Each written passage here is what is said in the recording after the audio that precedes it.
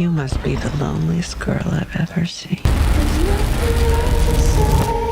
I feel fuller of your love than ever before.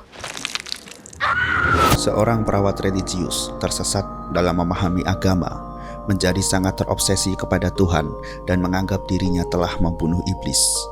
Inilah alur cerita dari film Saint Maud. Selamat datang di Buas Cerita Sinema. Dalam edisi horor ini, saya, Fajar Mukti, akan menjadi narator kalian. Sebelum kita mulai, silahkan klik tombol like, subscribe, dan tombol lonceng supaya tidak ketinggalan video terbaru kami. Mari kita mulai.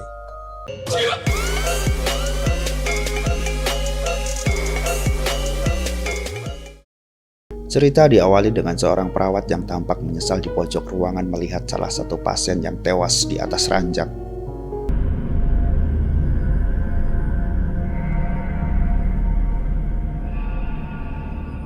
Perawat itu bernama Maud, yang kini dari dalam kamar kosnya berdoa agar sakit bawaan di perutnya berkurang dan agar diberi kelancaran sebelum dia mengawali pekerjaannya yang baru menjadi perawat pribadi, bukan lagi menjadi perawat di rumah sakit.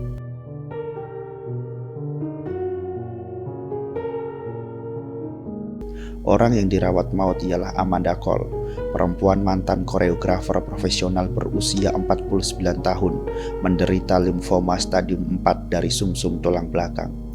Maud juga tinggal di rumah Amanda agar bisa kapanpun merawatnya, termasuk memandikan, menyiapkan makan, juga melakukan terapi penyembuhan. Oh, hello. Di suatu malam, Amanda mengobrol dengan Maud. Dari obrolan itu diketahui bahwa Maud adalah mantan perawat di rumah sakit Saint Afra yang telah bekerja selama 1,5 tahun, dan Maud adalah orang yang baru berpindah agama menjadi Katolik yang taat. Amanda membicarakan akan takutnya terhadap kematian. Maud menenangkan dengan kalimat tentang ketuhanan. Hal itu membuat Amanda tenang dan menganggap Maud adalah penyelamat kecilnya. My little savior. Lalu Maud keluar dari kamar Amanda dan berjalan menyusuri tangga sambil seakan menahan rasa sakit, terus berjalan hingga masuk ke kamarnya sendiri. Maud berdoa dengan berlutut namun dengan cara menyakiti diri sendiri. Di dalam doanya, Maud bersyukur pun berterima kasih telah terpilih menjadi perawat yang akan menyelamatkan jiwa seseorang. Rasa sakit Maud tak hanya sesekali tampak, rasa sakit itu juga tampak ketika Maud mencuci piring. Namun sakit itu tiba-tiba hilang ketika ada suara ketukan pintu. Pada balik pintu ialah Carol, tamu Amanda di tengah malam. Maud mencoba menahan masuk karena sudah terlalu larut. Namun Carol tetap masuk menemui Amanda di kamar. Setelah Carol masuk, Maud mencuci muka di wastafel. Lalu tiba-tiba air berwarna merah. Sumber warna merah tersebut adalah darah dari hidung Maud yang mimisan menetes di kubangan air wastafel. Hari berganti, masih pagi Maud tampak menyiapkan obat-obatan. Terlihat Carol keluar kamar Amanda dengan menghitung beberapa lembar uang. Maud tak acuh dan menjalankan kewajibannya. Rutinitas seperti biasa, Amanda makin dekat dengan religi karena kehadiran Maud dan Amanda senang akan itu.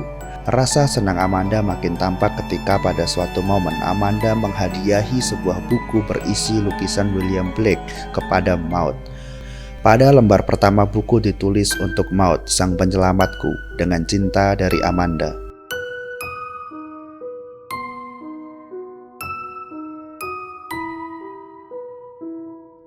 Carol datang ke rumah lagi. Maud mengintip kamar Amanda. Dilihatnya Amanda sedang bercinta dengan Carol. Ketika Carol hendak pulang, Maud mengajaknya bicara. Maud mengatakan kepada Carol untuk berhenti ke rumah lagi, sebab ini demi kesehatan Amanda. Carol hanya mengiyakan, lalu pulang. Di akhir pekan, Maud berjalan-jalan sendiri di kota. Tiba-tiba ada teman lama di rumah sakit menyapanya dengan panggilan Kathy. Kathy adalah nama lawas sebelum berubah menjadi Maud. Teman lama itu ialah Joy. Joy menyapa Maud dan menanyakan kabar. Joy lalu pamit dengan memberi nomor teleponnya agar Maud bisa menghubunginya apabila butuh teman nongkrong. Maud kembali ke rutinitas merawat Amanda. Saat menyiapkan teh, dia menguping percakapan telepon Amanda dengan Carol. Terdengar nada kekecewaan dari Amanda. Why? Keinginan Maud untuk memisahkan Carol dengan Amanda berhasil. Lalu Maud merasakan panas kompor dengan telapak kanannya. Kemudian punggung tangannya ditempel ke kompor hingga melepuh. Lagi-lagi Maud menyakiti dirinya sendiri. Cerita berlanjut di hari ulang tahun Amanda. Rumah begitu ramai akan tamu undangan. Dan orang yang duduk di sebelah Amanda ternyata Carol. Maud sibuk di dapur menyiapkan kue. Lalu setelah tiup lilin, saat Maud masih di dekat Amanda, Amanda berucap kepada temannya bahwa Maud tak suka Carol. Entah untuk alasan fanatik atau sekadar cemburu, Maud mengusir Carol tanpa sepengetahuannya. Maud tampak berdiri kaget dan canggung. Maud mohon permisi hendak ke dapur. Tapi saat mau kembali ke dapur, teman-teman Amanda mendandani Maud seperti biarawati, mentertawakannya dan menyuruhnya kembali ke dekat Amanda. Maud menurut, namun tiba-tiba menampar Amanda hingga hidungnya berdarah.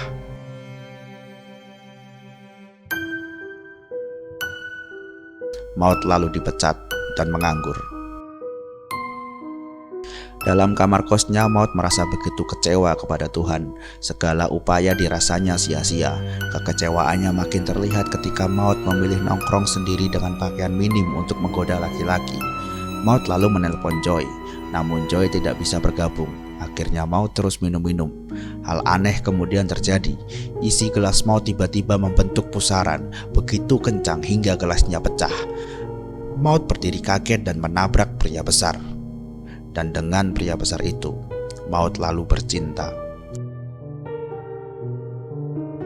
Saat bercinta, Maud yang pada posisi di atas tiba-tiba terbayang ketika jadi perawat saat menghadapi kematian pasien.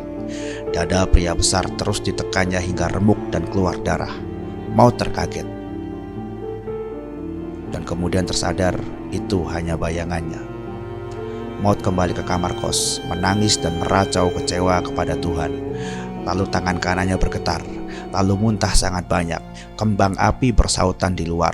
Maud merasa tubuhnya makin sakit, mulutnya berbusa. Kemudian perlahan secara terlentang tubuhnya terangkat.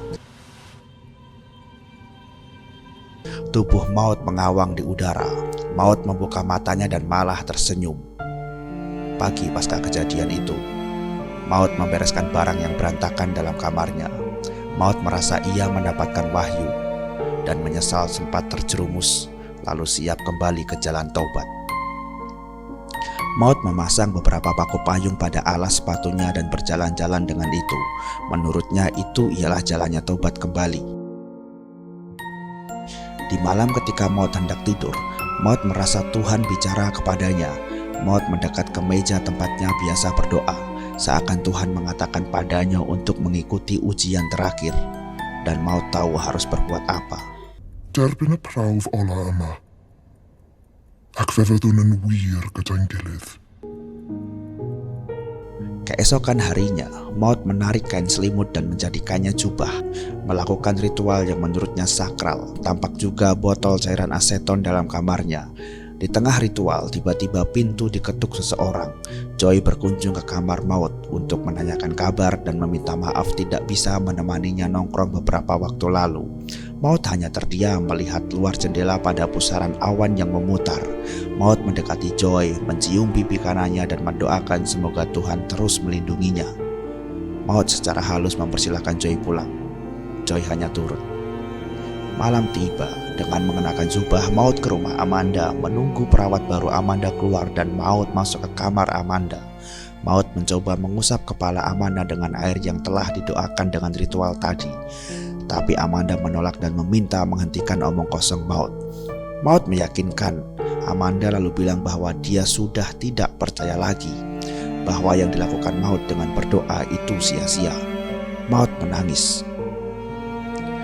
Dan tiba-tiba Amanda teriak dengan suara berat. Amanda kerasukan. Maut memecahkan gelas ke kepala Amanda lalu menarik kerah Amanda dan menyimpulkan ini adalah iblis. Amanda menghentakkan kepala lalu tubuh Maut terpental hingga membentur cermin meja makeup. Amanda tertawa mengerikan. Amanda meracau dan mengatakan iman Maut lemah. Jika Maut orang beriman maka cukup kepada Tuhan. Maut berpasrah. Tak usah kembali ke Amanda karena kesepian.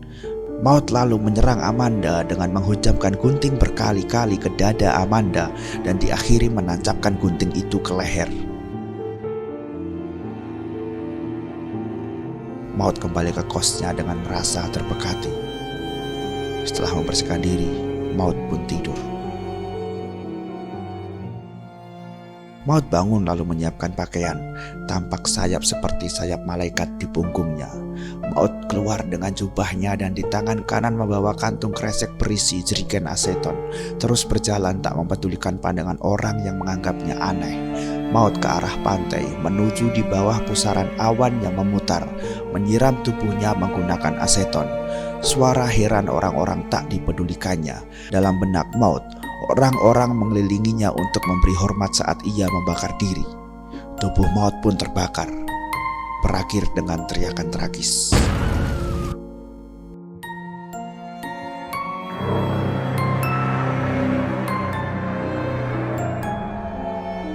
Dengan kematian Maut secara tragis, berakhir pula cerita Saint Maud kali ini.